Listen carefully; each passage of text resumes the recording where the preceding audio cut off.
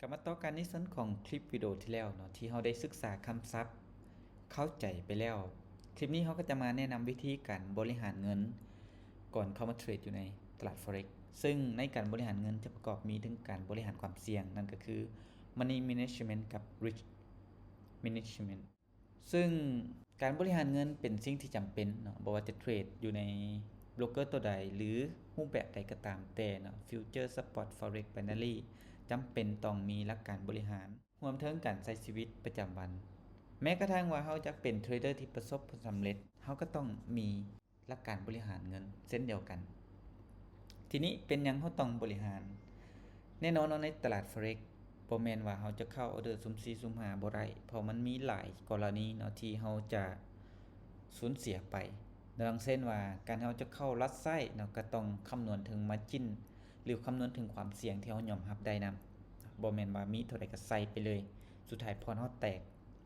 โดยที่เราบ่ได้คำนวณมันก็จะเฮ็ดให้ความเสี่ยงมันสูงทีนี้วิธีการคำนวณแนวใดเนาะให้ถูกต้องเนาะ1เราต้องมีต้นทุนเราต้องรู้ว่าทุนเรามีเท่าใดก่อน2เรายอมรับความเสี่ยงได้เท่าใด3ก็คือจุดที่เราต้องการอยากให้มันแล่นหรืออยากให้มันไปยกตัวอย่างว่าเรามีทุนอยู่ 1,000 เนาะเรายอมรับความเสี่ยงได้อยู่ที่100ก็เอา100มาหารให้จำนวนจุดที่เราต้องการอยากให้ไปยกตัวอย่างว่าอยู่ในนี้แม่น 10,000 จุดเนาะก็เท่ากับ 0.01 เนาะที่เราสามารถเข้าล็อตไซส์เนาะหรือว่าเปิดโพซิชันเนาะหรือตัวอย่างเขามี10,000เนาะเขายอมรับความเสี่ยงได้ 1,000 เอา 1,000 มาหารให้กับ 5,000 จุดเนาะก็เท่ากับ 0.2 ล็อตหรือแม้กระทั่งตัวนี้คือกันเนาะเขายอมรับความเสี่ยงได้อยู่ที่ 1,000 เขาก็เอา 1,000 มาหารกับจุดที่เราต้องการจะเข้าอยู่ตัวอย่างว่า 1,000 บ่เท่ากับ1ล็อตตัวอย่างตัวที่2ก็เช่นเดียวกันอันนี้คือวิธีการคำนวณแบบง่ายๆเอาความเสี่ยงที่เรายอมรับได้มาหารให้กับจุดที่เราต้องการไปตัวอย่างจุดกำหนด SL ของเรามีต้นทุนอยู่ที่ 1,000 เนาะเราต้องการเข้า order buy อยู่ที่ 0.1 เนาะกรณีตัวนี้นี่แม่นถ้าเราว่าต้องการอยากจะ buy 0.1 เลยนี่เราต้องเอาความเสี่ยงเนาะที่เรายอมรับได้ก็คือตัวอย่างว่า200เอามาหารให้ 0.1 ก็จะเท่ากับว่าจุด SL ของมันมี 2,000 จุดแต่ถ้าว่าเราอยากจะใส่รูปแบบสุดของเราตัวเมื่อกี้ก็เอาง่ายๆเลยก็คือเอา200มาหารให้ 2,000 จุดก็จะเห็นออเดอร์ตัวนี้คือเก่าเนาะนี่คือเป็นจุด SL ของเรา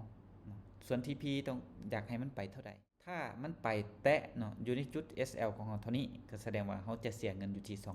200วิธีเข้าล็อตแบบถูกวิธีหรือว่าแบบถูกต้องนะตัวอย่างว่าเราคำนวณมาแล้วเนาะ position ของเราสามารถเปิดได้อยู่ที่ 0.1 แต่นะเราสามารถแยกได้เนาะตัวอย่างว่า 0.1 ถ้าเราแยกออกมา2position ก็ได้เนาะเราบ่ายบ่นี้ปึ๊บเนาะบ่ายจุดแรกถ้ามันไปทึกทางเนาะเราสามารถที่จะเข้าอีกจุดหนึ่งเนาะบ่ายอีกก็ได้อันนี้ก็คือว่ากรณีเราไปทึกทางนะเราสามารถเก็บเพิ่มได้หรือจะเป็นรูปแบบนี้เนาะ 0.1 เราสามารถแยกออเดอร์ได้เนาะแต่อย่างว่าจะเข้าเป็น 0.02 บอกก็สามารถที่เข้าไป 0.02 นี่5เทื่อเนาะหรือว่าเปิด position นี่นะ5ครั้งแต่ต้องเปิดกรณีที่ทึกทางบ่ควรที่จะเปิดกรณีที่มันผิดทางแต่ถามว่าเข้าได้บ่แบบนั้นก็ได้เนาะก็เข้าได้คือกันเพื่อมันลงมาในนึงของบ่ายบ่แบบนี้ก็ได้คือกันแต่ถ้าดีสุดนี่ก็แนะนำให้เป็นแบบทึกทาง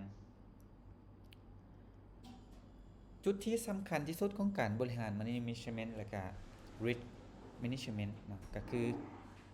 บ่แนะนำให้ Overtrade เกินว่าเปิดล็อตที่ใหญ่เกินไปนะและถ้ามันผิดทางบ่ควรที่จะ